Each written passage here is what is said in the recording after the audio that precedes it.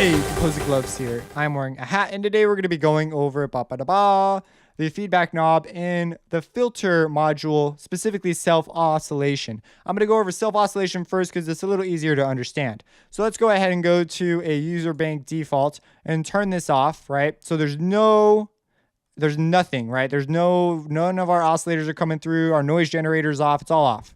So by all intents and purposes, our filter should not be filtering anything. But we know that there's actually some bleed. So Monark actually supports filter self oscillation. Not every DAW does this, but we can even turn off the leakage. And let me just show you first, and then let's talk about what's going on. So I'm going to turn up the resonance, and we'll see what happens. So I hit a key. I have to hit a key because in order, for people who do know what filter self oscillation is, it goes through two envelopes. So the sound will get turned off. It can't form an infinite loop. So let's go ahead and hit a key and then turn up the resonance. There's our note. And before I turn it down, let's go ahead and do this. So you see it shows up way down here. And let's go ahead and turn that up.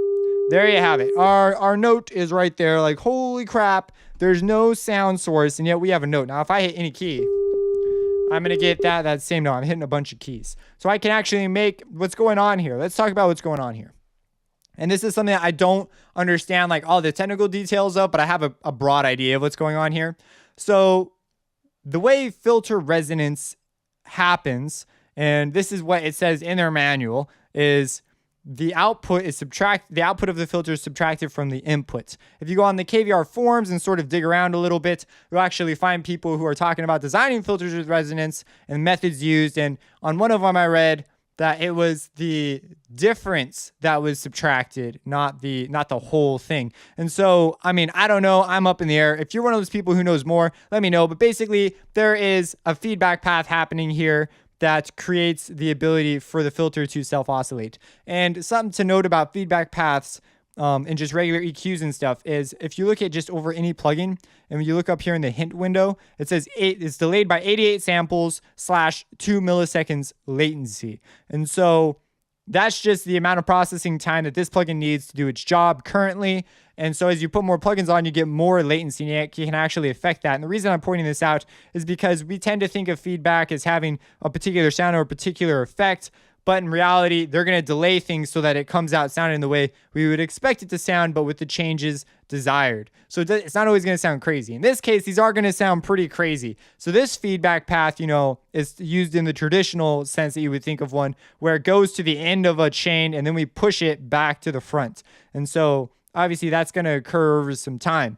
And things are going to happen a little bit differently. Granted, it's a very, very, very fast time. So, I mean, maybe that's all screwed up and wrong or not, but that's the way I currently understand it. So if you're one of those people with a little more technical expertise, you could let me know. But it's not necessary to understand that, hey, if we boost the resonance here a crap ton, because it's going through itself over and over and over, and there's some initial piece of noise happening, just like there would be in an analog circuit, there's some initial thing already going on. We're able to boost it with the resonance, and through this loop, we get it. Now they refer to this as a negative feedback loop. So right now it's a negative feedback loop, and it's being controlled, the frequency is, by our frequency cutoff, right? Because resonance is a boost and wherever our frequency cutoff is. So if we move our frequency cutoff, we're able to move the resonance around. So you might want to say, well, because they don't have a sine oscillator, so it'd be kind of useful if you want to use it for a sine oscillator. Has a certain quality to it that is sort of desirable. It's not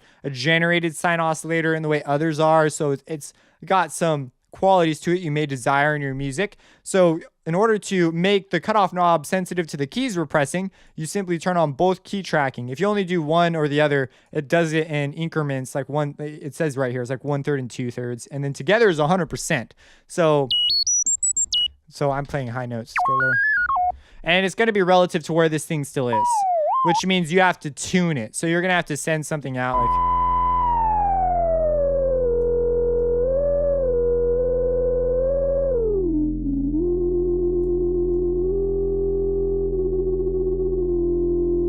there we go. That's like, I mean, it's close enough.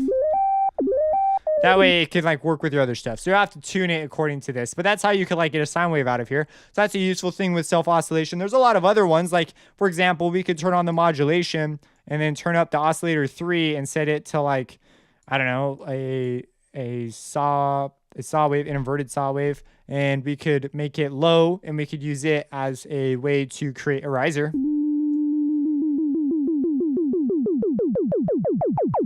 So that'd be kind of cool. And if we even raise the pitch of this while we're doing that, that could be cool. Another cool thing too. So is my pitch bend wheel hooked up? Oh, it is hooked up. Cool. So we could go, but my mod wheel isn't.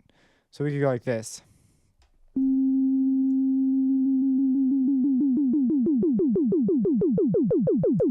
Well, I only have one thing. So if I turned it to 12 and did some stuff, we could make the pitch go like one of those fast ones. And that's a particular application.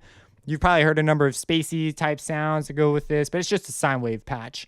And so you could like just grab a sine wave and do a similar thing. All right, so that's filter self oscillation, and we understand that that's some form of negative feedback, right? So there's some sort of thing going on here. And then over here we have the feedback knob. This thing's a little bit shrouded in mystery because they don't tell you everything. I believe there's a distortion unit somewhere in the path. Maybe I'm wrong, maybe I'm not. I mean, you got me there.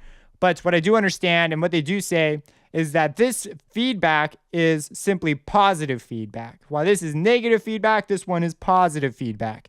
And so by turning this on, we can actually phase cancel the oscillator sine wave that we just generated. So if I hit it, and let's turn off the modulation so that's no longer, so okay, there it is. And if I turn this on to a degree, it will begin to phase cancel with it because it's going to be doing the opposite feedback. Oh, you know what? B is a little bit of a weird solution. I'm going to do A first. I mean, weird. I've done some experimenting with this and found some interesting results, but let's go ahead and use A. Okay, so turn your feedback on. Okay, so you saw a little bit of phase cancellation. B is a little weird. We're gonna talk about B in just a sec. Let's do A. There's a difference. I've done some experimenting and just found some weird stuff as we go here. But let's go ahead and use A and check it out. There it goes. There you have it. A phase canceled. If we keep going, we get that. Like, holy crap. And there's still feedback. This is feedback. This is not, the other ones are noise generators. This one's just the feedback loop. So very interesting sort of thing. So we see, oh, this is the opposite. But when we get over here, some weird stuff.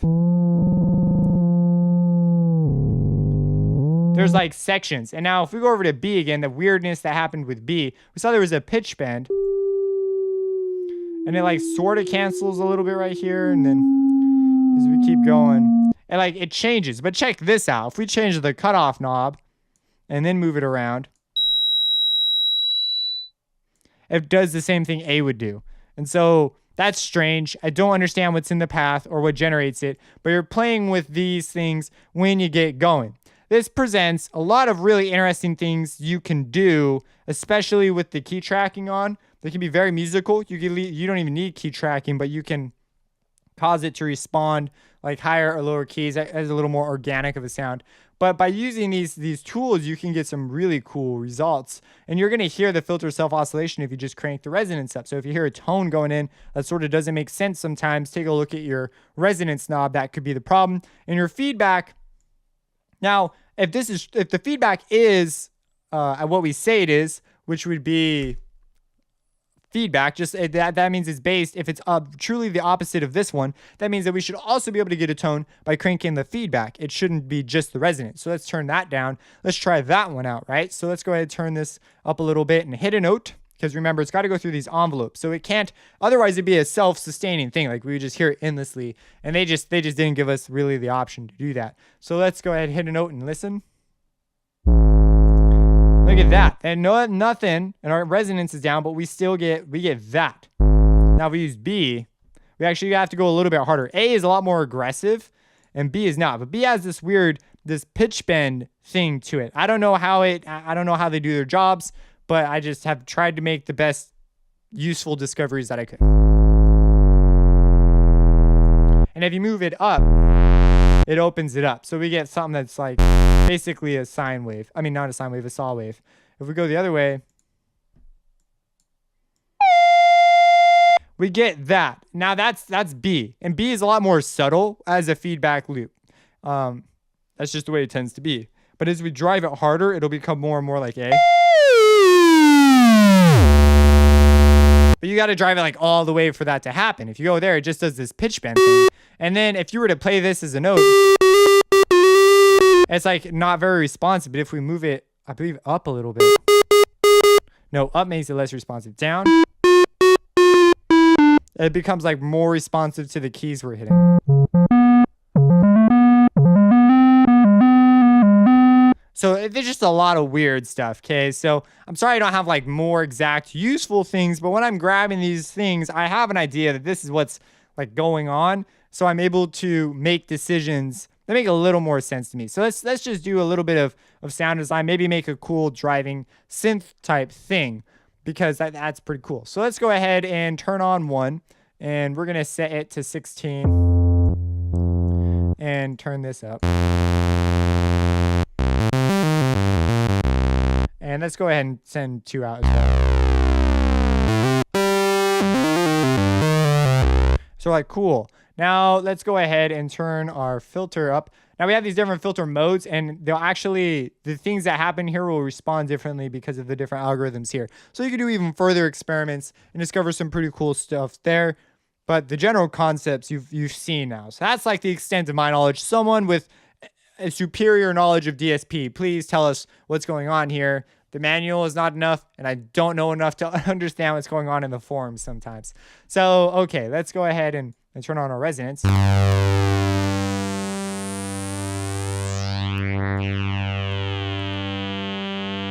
And let's turn that down.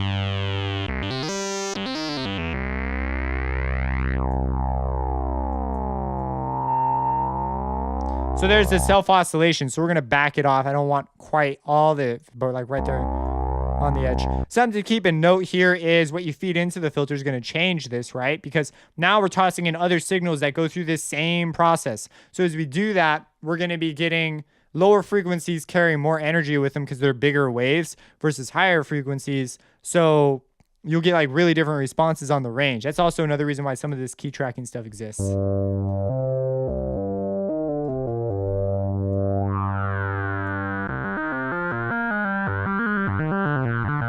But you can also, now let's try up the load, and we can drive this process a little harder.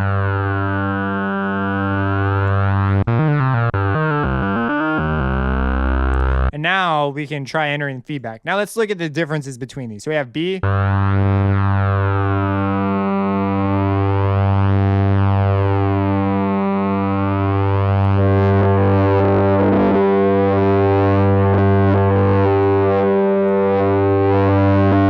So there you can find a sweet spot here that's like really going to work by manipulating this.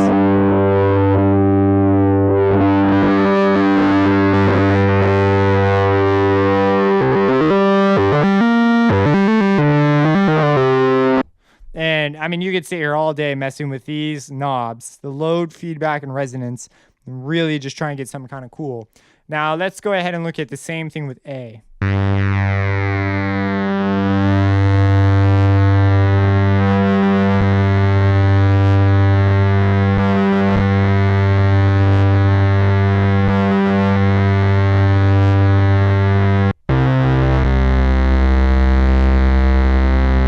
Let's try hitting a higher note.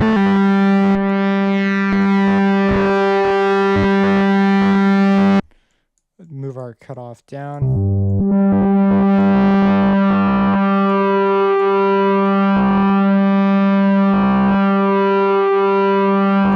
Now, we're actually undoing some of what this is doing, but after a certain point, we get like this weird relationship going on. Let's go ahead and just turn that off.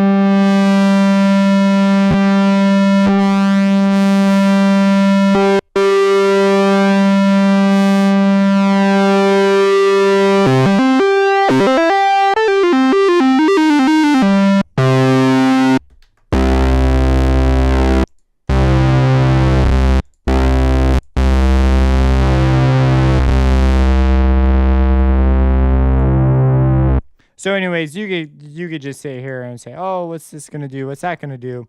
And we could like change the waves, see how that does things, because it gives a different order to earlier harmonics. So we could get maybe a more aggressive resonancy synth from something that gives emphasis.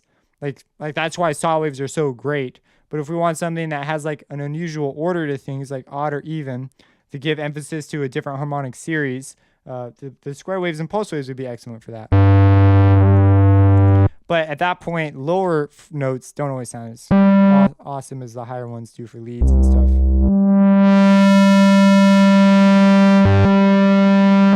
This is also going to have a big impact on how your cutoff knob interacts. So if you plan on doing cutoff automation,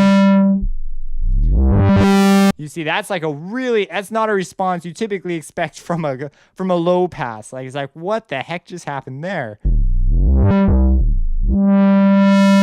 So you could set up these really cool, intricate relationships. And all the sounds I just made are not the best examples of really cool sounds. Like, it's a lot more helpful when I have a sound I'm trying to make, like, oh, I need a synth for my track for this. I can go in here and make the sound I want, and away I go, and I'm happy with my life. But here I'm just kind of arbitrarily twisting knobs, trying to like stumble across something cool. So naturally I'm not going to have as cool a thing to just show you. But hopefully you get the ideas now, how this stuff works. If you have any questions, let me know. Subscribe, support me on Patreon, and have a blessed day.